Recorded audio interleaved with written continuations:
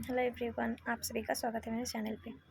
तो मैं इस वीडियो में बताने वाली हूँ मेरा मतलब सेल्फ गिवन एग्ज़ाम एनालिसिस का ये वीडियो है। तो आप सभी को पता है कि आरआरबी पीओ के एग्ज़ाम्स जो है स्टार्ट हो चुके हैं। 3 और 4 अगस्त को एग्ज़ाम था। तो मेरा जो शिफ्ट था वो मेरा 3 अगस्त था, पहला शिफ्ट मेरा ही था। एंड इस बार जो है टाइमिंग भी चेंज हुआ है, सेक्शनल टाइमिंग। रीजनिंग को 25 मिनट्स दिए गए थे एंड क्वांट्स को 20 मिनट्स। तो ऐसे एग्ज़ाम हुआ एंड मेरा पहला शिफ्ट था।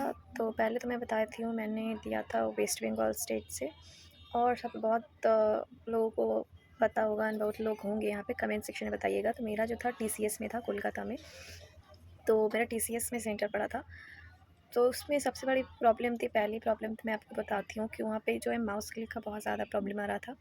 मेरा तो फिर भी मैं बोल सकती हूँ कि बहुत ज़्यादा प्रॉब्लम नहीं था, लेकिन बहुत लोग वहाँ कंप्लेन कर रहे थे मेरे ही रूम में कि माउस क्लिक नहीं हो रहा है सही से, डबल क्लिक हो रहा है। मेरा भी माउस ऐसा ही हो रहा था, डबल क्लिक हो रहा था। मतलब आप एक बार क्लिक करेंगे तो टिक नहीं हो रहा था, टिक होके फिर और एक बार मतलब डबल क्लिक चल रहा था ऐसे ही।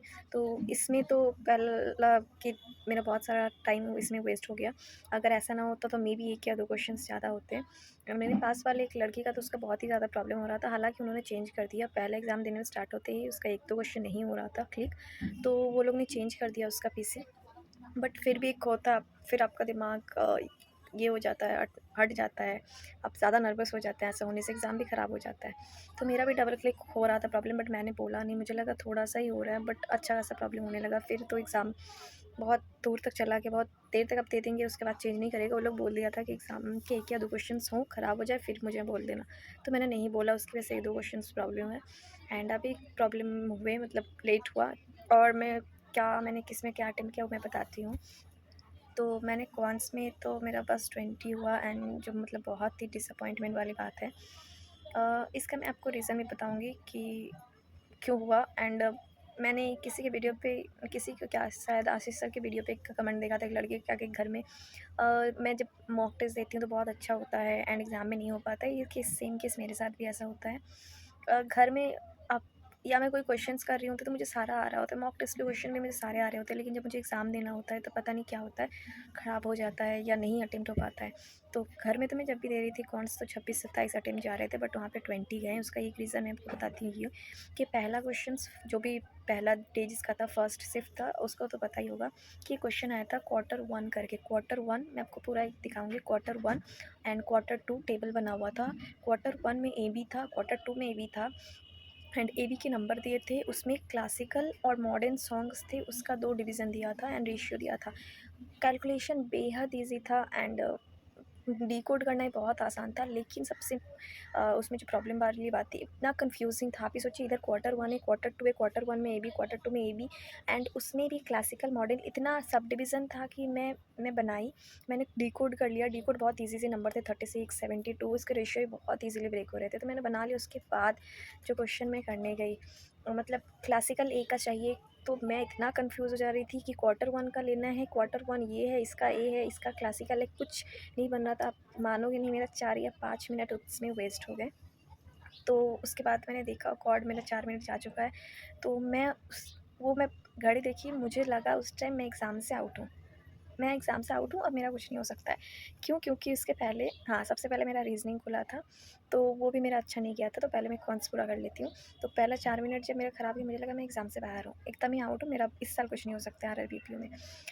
बट फिर मैंने बोला नहीं, ऐसा नहीं चलेगा, ऐसा नहीं हो सकता है। मुझे याद है सर ने बोला था कि नहीं, बहुत सारे शिफ्ट ऐसे होते हैं कि ख़राब जाने के बाद भी आपके नॉर्मलाइजेशन होते हैं या बहुत कुछ होने के बाद चेंज हो सकता है। तो मैं बोली नहीं, जितना हो सकता है मैं करूँगी। मैंने उस क्वेश्चन को वहीं पे छोड़ा फटाफट। उसके बाद जो होता है, मैं अरिथमेटिक के क्वेश्चंस देख भी नहीं रही थी सही से, इतना लेट हो गया तो आपको पता है, तो उसका थोड़ा हड़बड़ होने लगता है क्योंकि आप परेशान हो जाते हैं। तो वही केस मेरे साथ हुआ। और मैं क्वेश्चंस नहीं देख रही थी अरिथमेटिक के क्या है। उसके बाद जो भी मिले सिम्प्लीफिकेशंस मुझे मिल रहे थे, मैं फटाफट, उसके बाद जो मैंने स्पीड पकड़ी, इतना स्पीड में 5 मिनट वेस्ट करने के बाद ही मैंने उसके बाद बहुत स्पीड से, उस टाइम कोई बंदा या कोई बंदी रहती, मतलब कोई भी रहता हूँ मेरी जगह, कोई भी स्टूडेंट, तो शायद वहाँ पे हार मान जाता, क्योंकि आपके 5 मिनट वेस्ट हो चुके हैं। आपने एक क्वेश्चन भी नहीं किया। आप सोच सकते हैं आपका लेवल जो कहाँ गिरा होगा। बट मैंने फटाफट किया, जो भी आ रहा था कैलकुलेशन यूँ करना पड़ रहा था। और जैसे और मिसिंग सीरीज़ थे एंड रॉन्ग सीरीज़ थे, रॉन्ग नंबर सीरीज़, तो ये सब ईज़ी ही था। पेपर मैं नहीं बोलूँगी टफ था। हाँ, टीआई जो था पहला, तो सर जैसे बोलते हैं कि जो फँसाएगा उसमें फँसना मत, बाकी सब पेपर ईज़ी रहता है करना। मैं वहाँ पे जो घुस गई उस डीआई में, मैंने वो सबसे बड़ा गलती किया। इससे अच्छा मुझे अरिथमेटिक कर लेना चाहिए था। मुझे लगा ईज़ी कैलकुलेशन में कर ली, उसके बाद पता नहीं मैं उसमें क्या कर रही थी, 3-4 मिनट वेस्ट हुए। तो मैं जल्दी-जल्दी रॉन्ग नंबर सीरीज़ की, मिसिंग सीरीज़ की, और मिसिंग सीरीज़ में क्या हो रहा था, आप 2 देखते हैं, तीसरा मिल जाता है, चौथा पाँचवा भी चेक करते हैं ना, तो मेरे पास टाइम नहीं था, इसलिए मैं चौथा पाँचवा भी चेक नहीं कर रही थी। मुझे 2 या 3 मिला, मतलब डिकोड हो रहा था एंड मैं करके आंसर दे रही थी मैं, और चौथा पाँचवा मैं चेक करूँ इसके लिए मेरे पास टाइम नहीं था, तो मैं वो नहीं कर रही थी। बहुत ईज़ी था आगे वाले, तो इसलिए एक-एक बारे मेरे बन जा रहे थे। तो वो मैंने किया, एक डीआई मैंने किया, सारे simplification, wrong number series, missing series मैंने किया, एक शायद नहीं किया था। और 2 या 3 मैंने अरिथमेटिक भी किया था। सब ये सब 15 मिनट के अंदर हुआ, क्योंकि 5 मिनट मैंने नष्ट कर दिया था।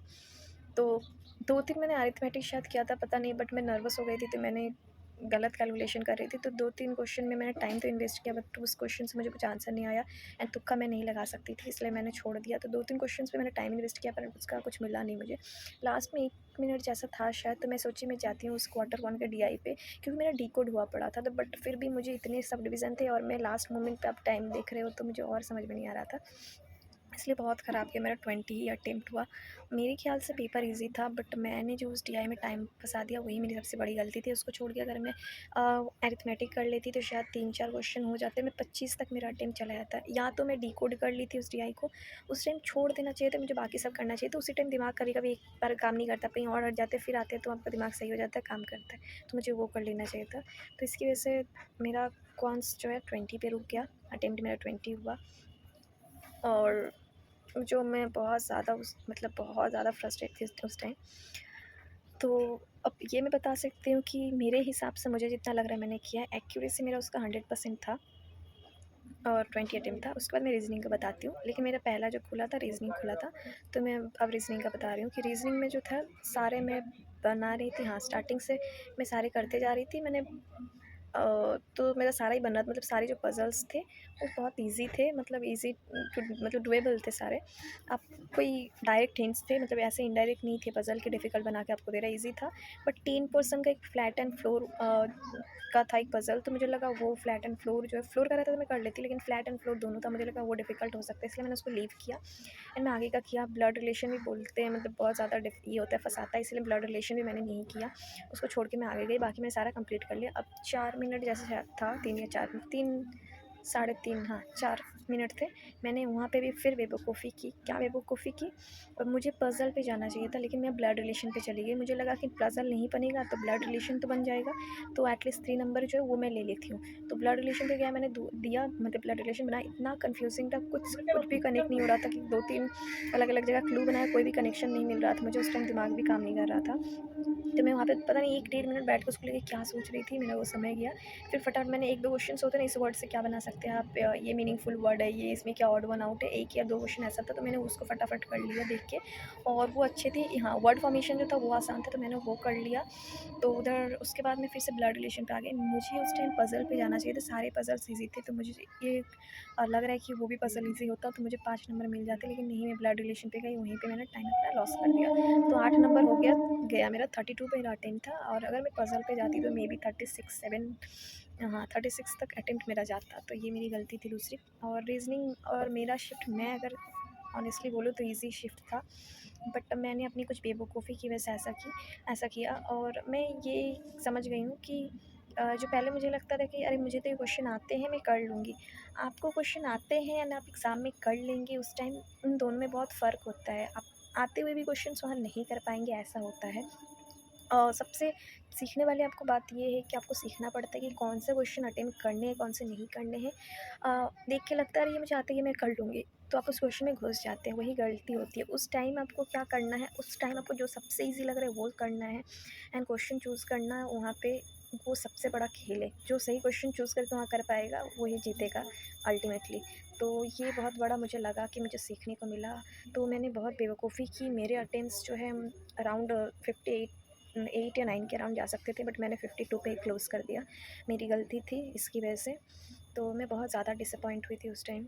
अब पता नहीं है, नॉर्मलाइज़ेशन होगा तो मेरा तो आई थिंक, अगर ईज़ी शिफ्ट है तो मेरा डाउन होगा मार्क्स। जिसके हार्ड शिफ्ट थे, डिफ़िकल्ट थे, उनके जो है नॉर्मलाइज़ेशन करने के बाद बढ़ाए जाएँगे। मुझे जितना लग रहा है, मैं अपने व्यू से बोल रही हूँ। तो ये रहा मेरा अटेम्प्ट। हाँ, रीज़निंग में भी जो था मेरा 100% एक्यूरेसी है, दोनों में 100% एक्यूरेसी है।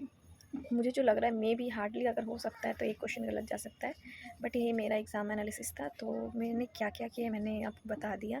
एंड कमेंट सेक्शन में आप लोग बताइएगा कौन वेस्ट बंगाल से है, एंड जिसका टीसीएस में था वो तो कमेंट कीजिएगा ही कीजिएगा कि आपका कैसा गया। और मैंने एग्ज़ाम देने के बाद आस-पास से पूछा तो कोई 50, 52 ऐसा ही सबने किया हुआ था ज़्यादातर लोग ने। तो मुझे वहाँ पे तो लगा चलो 50 एंड 52 किया है, लेकिन मैंने फ़ोन में 1-2 वीडियो देखा तो सबके ज़्यादा कमेंट्स आ रहे थे 58, 60 एंड स्टिल वो डिसअपॉइंट थे और मैं 52 की हुई थी, तो मुझे कितना होना चाहिए डिसअपॉइंट। तो छोड़िए ये सब, आगे की जो एग्ज़ाम है उस पे फ़ोकस करना है, तो अब उसमें कुछ नहीं किया जा सकता है। तो अब देखेंगे जब एग्ज़ाम के रिज़ल्ट आएँगे तो क्या होता है। एंड मैं आपको दिखाती हूँ कि मैंने लिख के रखा है मैंने क्या-क्या अटेम्प्ट किया है, तो देख सकते हैं आप। 1 सेकंड रुकिए।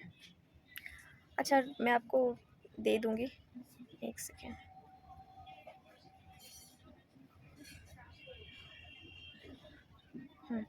तो मैं आपको प्रोवाइड कर दूँगी, स्क्रीन पे मैं लगा दूँगी जो मैंने लिखा है, कितना-कितना मैंने अटेम्प्ट किया है। तो चलिए फिर मिलते हैं नेक्स्ट वीडियो में, तब तक के लिए टाटा, बाय बाय।